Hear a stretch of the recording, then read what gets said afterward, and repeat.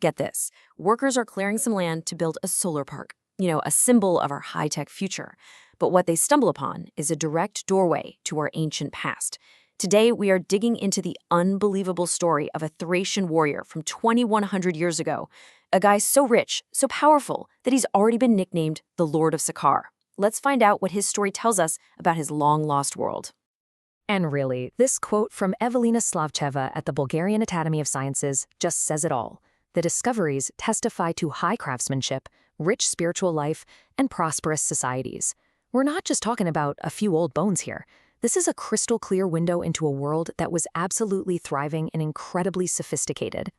And just to wrap your head around that number, 2,100 years ago, that puts our warriors smack in the middle of the Late Hellenistic period, somewhere between 150 and 100 BC. The Greek world, it was starting to fade, and the Roman Republic, it was just getting ready to take over the world. This guy lived through a major, major turning point in history. So how in the world did they find what is now being called the richest warrior tomb ever discovered in Bulgaria? You're probably picturing some huge planned archaeological expedition, right? Well, it was a total accident. This was a rescue excavation, which means as workers were getting ready to build that solar park in 2024, archaeologists had to literally race against the clock to save whatever was buried there. And what they found, well, it was completely unprecedented. All right, so let's zoom in on the man at the heart of this incredible find. Who was he? And how did he earn a nickname as epic as the Lord of Sakar? Okay, first things first, Lord of Sakar is a modern nickname. It's not something he was actually called back then.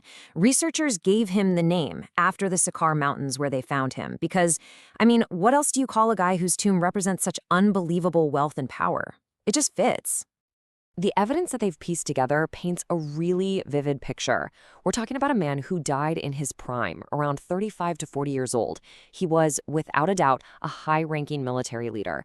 And his burial was an inhumation, meaning he wasn't cremated, and he was laid to rest right there beside his actual warhorse.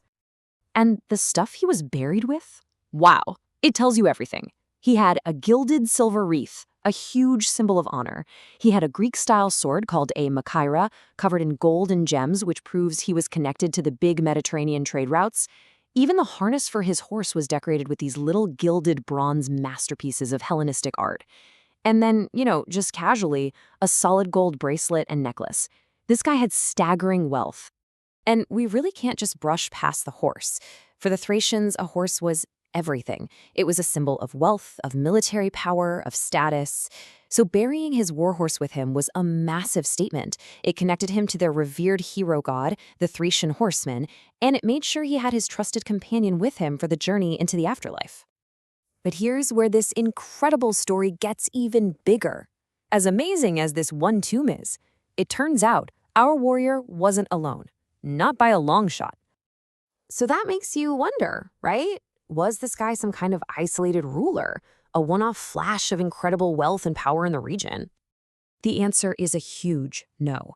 Pretty quickly, the archaeologists realized they hadn't just found a tomb, they'd found a dynastic necropolis, a family cemetery. They found another high-status woman buried even earlier. And then, just 60 meters away, another warrior. But his burial was different.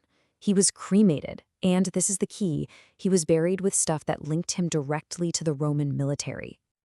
So what does a whole family cemetery tell us? Well, it reveals a society, and one very powerful family, trying to navigate a world that was changing, and changing fast. You can see this clear shift just by looking at the two warrior burials. The Lord of Sakar is all about that Hellenistic Greek influence, the art, the mythology, the luxury. But the other warrior? His grave points to a totally new power on the scene, Rome. You see it in his military gear. This cemetery is basically a physical timeline of a culture shifting its focus from one superpower to another. You can literally watch this family story play out over generations. It kicks off with the woman, whose burial shows that early Hellenistic influence. Then you get the Lord of Sakar, right at the peak of that cultural connection. And finally, the next warrior comes along, and his burial is a huge signpost pointing to the new power player in town, Rome. It's a family saga written in their graves. So, when you put it all together, what does the story of the Lord of Sakar and his family actually teach us about the Thracians? Well, first, it confirms that there was this powerful Thracian aristocracy, a ruling class that was controlling trade and wealth. Second, it shows they weren't just passively copying Greek or Roman styles. No, they were actively picking and choosing, blending these foreign styles to show off and reinforce their own power. And maybe, most importantly, we get this incredibly rare multi-generational snapshot of a society in motion, adapting on the fly to a changing world. This is so much more than just gold and treasure. It's a history book written in artifacts. And you know what the best part is? This history isn't locked up in some vault. The artifacts are actually on public display right now in Bulgaria. The exhibition has the perfect name, The Glitter of Hellenistic Gold, the Lord of Sakar.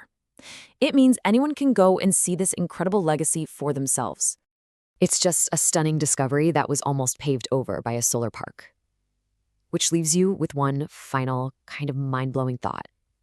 How many other stories just like this one are still out there, waiting to be found just beneath our feet?